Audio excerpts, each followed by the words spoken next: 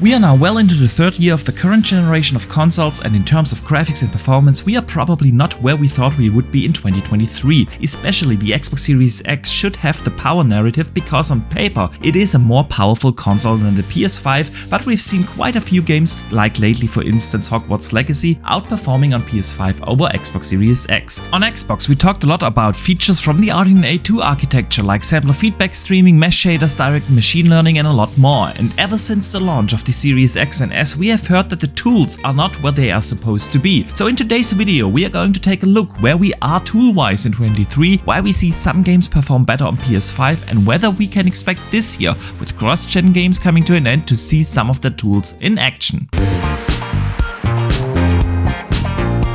Hello gamers from around the world, this is Boxenberger, the video game enthusiast from Germany, with my latest video on the Xbox tool and feature world that has been promised in the lead up to the launch of this current generation of consoles. We have heard for so long that the tools are not ready, that the devs have to adapt to these tools, etc, etc. At the same time we've seen games run better on the on paper weaker hardware of the PS5. So this video is probably going to stir up some conversation, and if you end up enjoying it, it would be absolutely awesome of you to hit the like and subscribe button and maybe even turn on the notification bell to not miss out on future content. Okay, thank you guys, you rock big time, and now let's talk about features and tools on the Xbox. So when the Xbox Series X and S launched in 2020, the global pandemic has just started, and of course that was not how any console manufacturer expected to release their consoles. So it was absolutely understandable that some things were not ready. We've seen for instance that especially AMD drivers were not where they were supposed to be, and in the background over the years the Series X and S have received multiple updates in terms of drivers, which led of course to improvements in terms of graphics and performance. However, one thing that Xbox very heavily advertised in the lead up to the launch of the consoles were some features like sampler feedback, like mesh shaders, like variable rate shading and a lot more. And people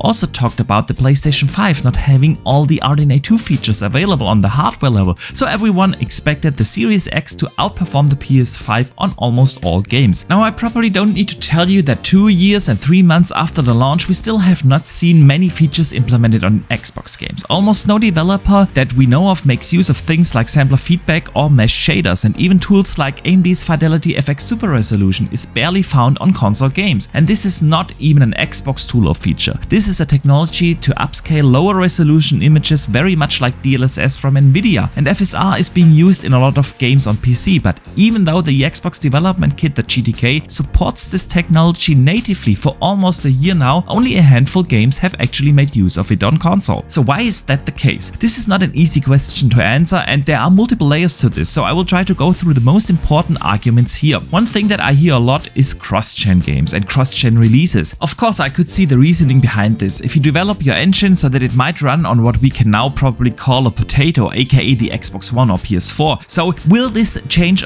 once we see the current gen only games this year? Games like Redfall, Starfield and Forza will only come out on Series X and S and of course on PC. So the developers have to make the games run on the lowest common denominator, and that is now of course not the old generation of consoles but the minimum specs on PC. So let me give you an example. The upcoming Stalker 2 is going to be an absolute graphics showcase, running in the Unreal Engine 5, it will have ray tracing on Xbox Series X and S, and on console we will have a performance mode for up to 120 frames per second. But if we look at the minimum specs on the PC, so the lowest common denominator, we are looking at an Intel Core i5-7600X, 8GB of RAM, a GeForce GTX, not even the RTX. The GTX is 1060 and no SSD required. So we are talking here about a significantly weaker GPU than we have in the Series X, and even more significantly weaker CPU than we have in the Xbox consoles, less RAM than we have even in the Series S, and absolutely no requirement for an SSD. So now when we look at some of these features, like for instance mesh shaders, and I'm taking here mesh shaders now as an example, we could also use for instance sampler feedback streaming, direct machine learning, or almost any of these features as an example, and the arguments would be exactly the same. So if you as a developer want to make use of mesh shaders, it's not easy as simply flipping a switch in your engine. You have to redesign your entire rendering pipeline from the ground up to make use of mesh shaders. By the way, if you are interested in how mesh shaders actually work, I have a dedicated video on my channel. I'll link it in the description down below. So as a developer you basically have two choices. Either you increase the minimum specs on PC so that your game will run only on PC hardware that also does support that technology technology and thereby limiting the amount of possible devices the games can be played on significantly. Or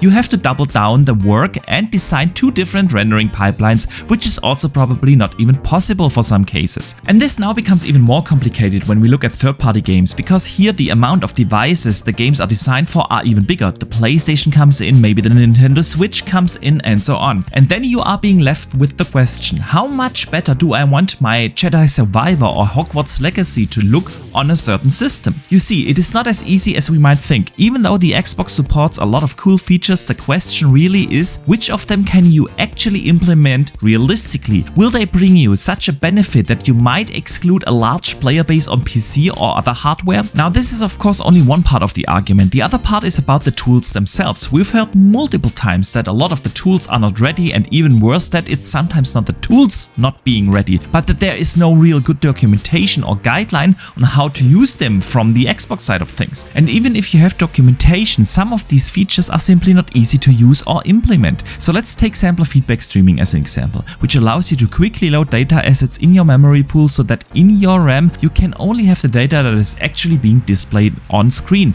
or let's say direct storage. Yes, that's also available through DirectX 12 on PC, but you really have to make use of it. You have to implement the APIs properly, you have to optimize your engines and your pipelines for it, etc, etc. And I know that if you can make use of that, the benefits will be magnificent, but in reality all developers have only a certain budget to make use under certain time constraints. So if we look at game development in 23, the question really is for developers, how much of a benefit do I get by putting in work in the tools that I can only use on a very small hardware base, and how much of a benefit do I get if I spend a lot of time trying to understand how to use the tools when I can spend the same time simply optimizing the game itself? What will make in the end the better game experience? So when we look at PlayStation, we know that they might not have the same toolset available from the RDNA 2 feature set, but they do have a very similar toolset to the previous generation. So developers are used to it, and they do have a proper documentation on how to use their tools. And then another factor comes in. While Xbox bet a lot on having proper toolsets and on paper having better hardware, Sony designed their PlayStation 5 around what I would call a brute force approach. Let me give you an example of what I mean. The Xbox Series X, for instance, makes use of 52 compute units, while the PS5 only has 36 compute units, but with a higher clock speed.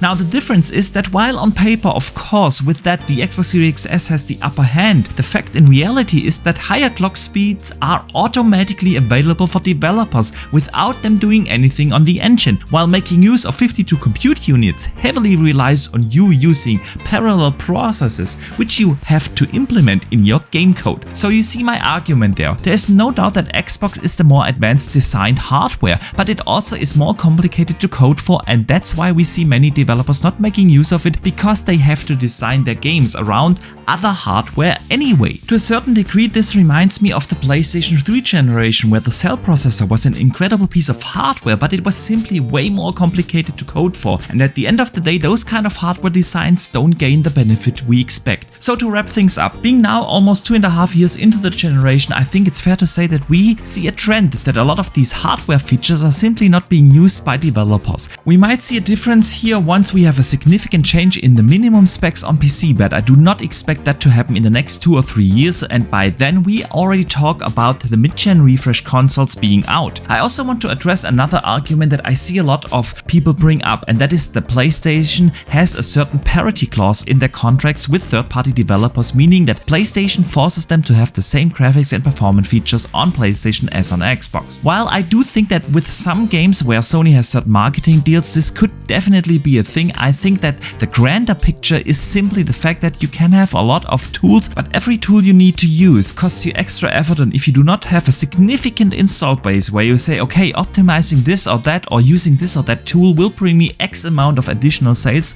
developers will simply take the route of making games available on the broader platforms like PC. So bottom line is, I do expect at the end of the generation in 26, 27, 28 to really see some of the tools in action, but for the most part of this this generation, I expect technology to be limited by two things, and that is the minimum specs on PC and the ease of use of tools and features. So I definitely want to hear from you what you think about all of this, so please do leave your thoughts in the comments down below. And while you are in the YouTube menu, it would be absolutely awesome of you to consider to hit the like and subscribe button and maybe even turn on the notification bell, because over the next weeks we will definitely learn a lot of interesting things coming out of the GDC 23, which will happen in March. And rest assured that I will try to break down the interesting tech talk coming out of the Game Developer Conference here on my channel. And besides here on YouTube, you can also hit me up on Twitter, where I share a lot of opinions and gaming discussions. But for now, thank you very much for watching. I see you the next time, and game on!